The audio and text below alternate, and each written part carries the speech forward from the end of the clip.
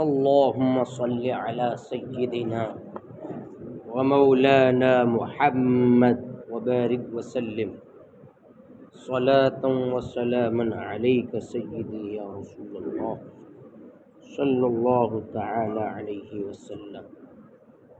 عالم برزخ کا بیان چل رہا ہے، تو فرمایا گیا عقیدہ نمبر 9 ہے، عذاب قبر حق ہے۔ قرآن کریم کی ایک سورت ہے سورۃ المؤمن، 24واں پارہ، اس کے اندر ہے النار یعرضون علیہا غدوا وعشیا، آگ ان پر صبح و شام پیش کی جاتی ہے۔ تو قبر کا عذاب یہ حق ہے، یہ قرآن و حدیث سے ثابت ہے۔ اور صحیح البخاری کتاب الجنائز باب ما جاء فی عذاب القبر، اس کے اندر ایک روایت ہے عن عائشہ قالت قال رسول اللہ صلی اللہ علیہ وسلم ایھا الناس استعیذوا باللہ من عذاب القبر فإن عذاب القبر حق۔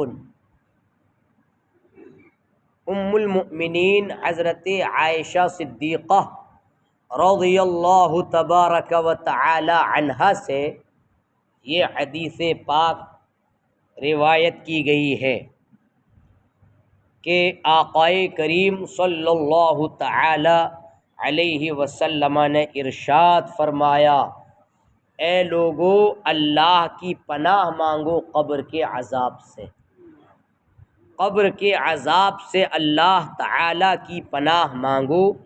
فإن عذاب القبر حق، اس لیے کہ قبر کا عذاب حق ہے، ثابت ہے۔ یہ حدیث پاک امام احمد بن حنبل نے اپنی مسند کے اندر اس کو ذکر کیا ہے، اور امام ترمذی نے کتاب صفت القیامہ میں اس حدیث پاک کو یوں نقل کیا ان الفاظ میں، وفی روایت قال رسول اللہ صلی اللہ علیہ وسلم انما القبر روضۃ من ریاض الجنہ او حفرۃ من حفر النار، قبر جنت کی کیاریوں میں سے ایک کیاری ہے اور یا دوزخ کے گڑھوں میں سے ایک گڑھا ہے۔ اگر انسان پرہیزگار ہے اور اعمال صالحہ کر کے گیا ہے تو اب اس کی قبر جنت کی کیاریوں میں سے ایک کیاری ہو جاتی ہے، اور اگر گنہگار بدکار ہے، سیاہ کار ہے، تو اس کی قبر پھر اسی طریقے کی ہو جاتی ہے جو بیان کیا گیا۔ اور یوں ہی تنعیم قبر حق ہے۔ تو تنعیم قبر شرح عقائد کے اندر یہ بات ہے، مبحث عذاب القبر کے اندر، عذاب القبر للکافرین ولبعض عصاة المؤمنین، کہ قبر کا عذاب یہ کافروں کے لیے ہے اور بعض گنہگار مومنین کے لیے بھی ہے۔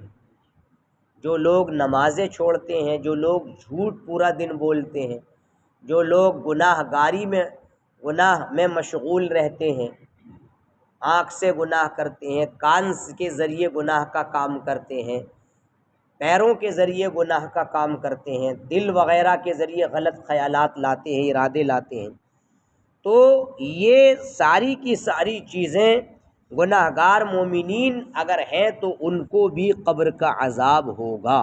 بعض کو کیوں خاص کیا گیا؟ بعض نافرمان مومنین کو عذاب قبر ہوگا، اس کی وجہ یہ ہے کیونکہ کچھ ایسے ہیں کہ اللہ تبارک و تعالی ان کی تعذیب کا ارادہ فرماتا ہے لأن منهم من لا يريد الله تعذيبه فلا يعذب وتنعيم أهل الطاعة في القبر بما يعلمه الله تعالى. یہ پوری عبارت انہوں نے صاحب کتاب نے نقل کی ہے. اور دونوں جسم و روح دونوں پر ہے، عذاب بھی دونوں پر ہوگا، یعنی تکلیف جب پتہ ہوگی تو دونوں کو پتہ چلے گا. جیسے کہ گزرا، جسم اگرچہ گل جائے، جل جائے، خاک ہو جائے، مگر اس کے اجزائے اصلیہ قیامت تک باقی رہیں گے. سمجھ میں آئی بات؟ وہ مورد عذاب و ثواب ہوں گے، یعنی انہی پر جسم تیار ہوگا اور انہی پر عذاب و ثواب ہوگا، اور انہی پر روز قیامت دوبارہ ترکیب جسم فرمائی جائے گی. یعنی قیامت کے دن جو جسم دوبارہ ترکیب دیا جائے گا وہ انہی اجزاء کے حساب سے دیا جائے گا جو قیامت تک نہ گلیں گے، نہ سڑیں گے، نہ خراب ہوں. یہ فرمایا گیا کہ وہ کچھ ایسے باریک اجزاء ہیں ریڑھ کی ہڈی میں جس کو عجب الذنب کہتے ہیں، اس کا نام یہ ہے. یعنی باریک اجزاء ہیں، ریڑھ کی ہڈی میں ہے. بتائیے. اور انہوں نے کہا ہے کہ نہ کسی خوردبین سے نظر آ سکتے ہیں وہ، اور نہ انہیں آگ جلا سکتی ہے، نہ زمین انہیں گلا سکتی ہے، اللہ کی طرف سے ہے. وہی تخم جسم ہے، جسم کا جو بیج ہے وہی ہے. لہذا روز قیامت روحوں کا اعادہ اسی جسم میں ہوگا، نہ جسم دیگر میں. یہ سمجھ. بالائی زائد اجزاء کا گھٹنا بڑھنا جسم کو نہیں بدلتا. یعنی جیسا کہ بچہ کتنا چھوٹا پیدا ہوتا ہے پھر کتنا بڑا ہو جاتا ہے، قوی ہیکل جوان بیماری میں گھل کر کتنا چھوٹا رہ جاتا ہے، پھر نیا گوشت پوست آ کر پہلے کی طرح ہو جاتا ہے. ان تبدیلیوں سے کوئی نہیں کہہ سکتا کہ شخص بدل گیا. شخص تو وہی ہے، دبلا پتلا ہو گیا ہے. بس انسان اتنا ٹوک دیتا رہے کیا ہو گیا، بہت مطلب لٹ گئے ہو، بہت دبلے ہو گئے ہو. لیکن یہ نہیں کوئی کہتا ہے کہ بھئی تم بدل گئے، تمہارا جسم بدل گیا. جسم شخص وہی ہے لیکن اس کی کیفیت بدل گئی. یوں ہی روز قیامت کا عود ہے، یعنی قیامت کے دن لوٹنا، وہی گوشت اور ہڈیاں کہ خاک یا راکھ ہو گئے ہوں، ان کے ذرے کہیں بھی منتشر ہو گئے ہوں، اللہ تعالیٰ انہیں جمع فرما کر اس پہلی ہیئت پر لا کر انہیں پہلے اجزائے اصلیہ پر کے محفوظ ہیں ترکیب دے گا، اور ہر روح کو اسی جسم سابق میں بھیجے گا. اس کا نام حشر ہے. عذاب اور تنعیم قبر کا انکار وہی کرے گا جو گمراہ ہے. سمجھ میں آئی بات؟ اور حدیث شریف کے اندر یہ بھی اس کے تعلق سے آیا کہ صحیح بخاری کتاب التفسیر میں ہے، اور فتح الباری یہ بخاری شریف کی شرح ہے، اس میں یہ ہے کہ وَيَبْلَى كُلُّ شَيْءٍ مِّنَ الْإِنسَانِ إِلَّا عَجْبَ ذَنبِهِ. ہر چیز بوسیدہ ہو جائے گی انسان کے اجزاء میں سے، ہر چیز گل جائے گی مگر سوائے ان دو یعنی جزوں کے جو بیج کہلاتے ہیں، ان کا کچھ نہیں ہوگا. سمجھ میں آئی بات؟ عقیدہ نمبر 10، مردہ اگر قبر میں دفن نہ کیا جائے تو جہاں پڑا رہ گیا یا پھینک دیا گیا، غرض کہیں ہو، اس سے وہیں سوالات ہوں گے اور وہیں ثواب یا عذاب اسے پہنچے گا.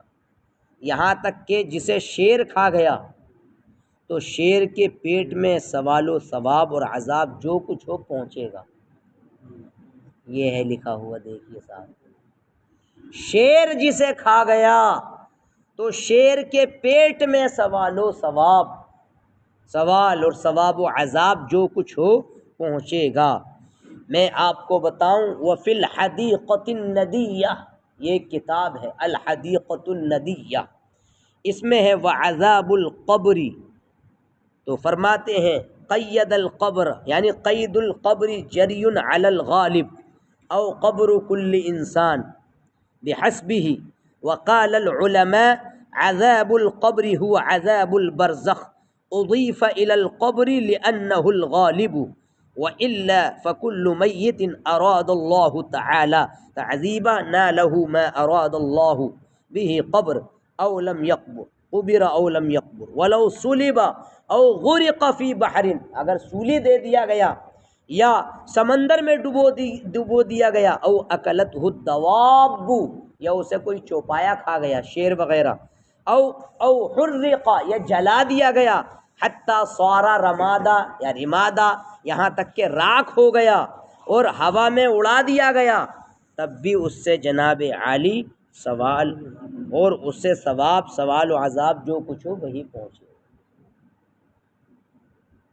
تو کیسا منظر ہے یہ آپ سمجھ رہے ہیں؟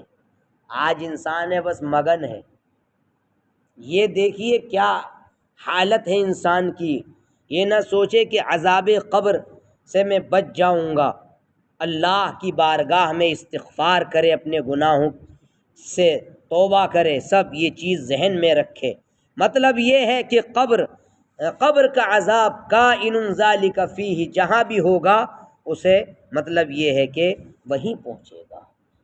اس سے ہمیں پتہ چلا کہ آخرت کا معاملہ یہ آسان نہیں ہے۔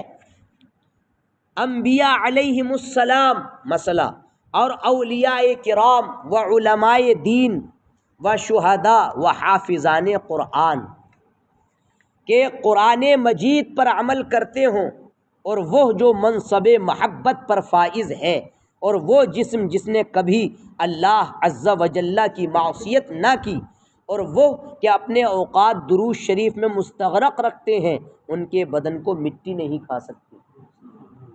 سبحان اللہ۔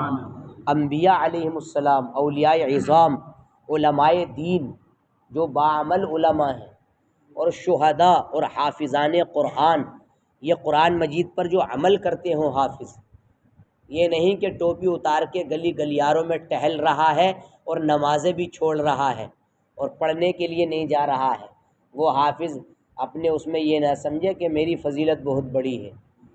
فضیلت انہی حفاظ کی ہے جو قرآن مجید پر عمل کرتے ہوں، وہی حافظ اس میں داخل ہیں۔ ہاں، اور وہ جس جسم نے کبھی اللہ کی نافرمانی نہ کی، اور جو اپنے اوقات درود شریف میں مستغرق رکھتے ہیں، ان کے بدن کو مٹی نہیں کھا سکتی۔ جو شخص انبیاء کرام علیہم السلام کی شان میں یہ خبیث کلمہ کہے کہ مر کے مٹی میں مل گئے، گمراہ، بددین، خبیث، مرتکب توہین ہے۔ تو جیسے کہ آپ جانتے ہیں کہ میں نے پیچھے بھی آپ کو اس کی تفصیل مطلب یہ ہے کہ بتائی تھی، اور شہداء زندہ ہیں، اس کا قرآن نے اعلان کیا وَلَا تَقُولُوا لِمَن يُقْتَلُ فِي سَبِيلِ اللَّهِ أَمْوَاتٌ بَلْ أَحْيَاءٌ وَلَكِن لَّا تَشْعُرُونَ، جو اللہ کی راہ میں قتل کیے جائیں انہیں مردہ نہ کہو، وہ زندہ ہیں لیکن تم سمجھ نہیں رہے ہو۔ ایک جگہ ہے وَلَا تَحْسَبَنَّ الَّذِينَ قُتِلُوا فِي سَبِيلِ اللَّهِ أَمْوَاتًا بَلْ أَحْيَاءٌ عِندَ رَبِّهِمْ يُرْزَقُونَ، جو لوگ اللہ کی راہ میں قتل کیے گئے انہیں مردہ ہرگز خیال بھی نہ کرو، کہنا تو دور کی بات ہے، بلکہ وہ ایسے زندہ ہیں کہ انہیں ان کے رب کے یہاں روزی دی جاتی ہے۔ سبحان اللہ۔ اس مقام پر اعلیٰ حضرت نے ایک نقطہ ارشاد فرمایا ہے، کہا ہے جب قرآن نے شہیدوں کی زندگی کا اعلان فرمایا تو انبیاء کرام تو شہیدوں سے بھی افضل و اعلیٰ ہیں۔ تو انبیاء کرام اپنی اپنے قبر میں حیات حقیقی جسمانی دنیاوی کے ساتھ زندہ ہیں، یہ انبیاء کرام کی شان ہے، سمجھے؟ اس لیے حضرات ہے کچھ نہیں، بس یہ ہے کہ اپنے لیے آخرت کے لیے تیاری کرو۔ ایک حدیث پاک میں فرمایا گیا، حضرت ابو سعید کہتے ہیں قال دخل رسول اللہ صلی اللہ علیہ وسلم مصلاه فرأى الناس كأنهم يكتسرون قال اما انکم لو اکثرتم ذکر حازم اللذات، یعنی آقا کریم صلی اللہ علیہ وسلم تشریف لائے، دیکھا لوگ باتوں میں مشغول ہیں، تو آپ نے فرمایا اگر تم لذتوں کو ختم کر دینے والی کو یاد کر لو تو تم دنیا کے کام بھول جاؤ، یہ اس کا مفہوم ہے۔ تو کہا یعنی لذتوں کو ختم کر دینے والی موت کو زیادہ سے زیادہ یاد کرو، کیونکہ قبر پر جو بھی دن گزرتا ہے قبر بات کرتی ہے۔ فَإِنَّهُ لَمْ يَأْتِ عَلَى الْقَبْرِ يَوْمٌ إِلَّا تَكَلَّمَ فِيهِ، جو بھی دن قبر پر گزرتا ہے تو قبر بات کرتی ہے اور کہتی ہے انا بیت الغربہ، میں مسافرت کا گھر ہوں، انا بیت الوحدہ، میں تنہائی کا گھر ہوں، یہ قبر کہتی ہے، اور انا بیت التراب، میں مٹی کا گھر ہوں، انا بیت الدودی، میں کیڑوں کا گھر ہوں۔ تو یہ قبر روزانہ پکارتی ہے، کہتی ہے کہ بلکہ علامہ قرطبی انصاری نے اپنی کتاب تذکرۃ الارواح التذکرہ فی احوال الموتى و امور الاخرہ، اس میں ذکر کیا ہے قبر یہ بھی کہتی ہے آج تو میری پشت پر چل رہا ہے، کل تو میرے پیٹ میں آئے گا، آج تو میری پیٹھ پر چل رہا ہے اور ایک دن ایسا ہوگا تو میرے پیٹ میں آئے گا، زمین ہی کہتی ہے۔ اللہ تبارک و تعالی ہم سب کی بخشش فرمائے، ہم سب کو اعمال صالحہ کی توفیق عطا فرمائے، ہم سب کو تلاوت قرآن کی توفیق عطا فرمائے۔ لا الہ الا اللہ محمد الرسول اللہ۔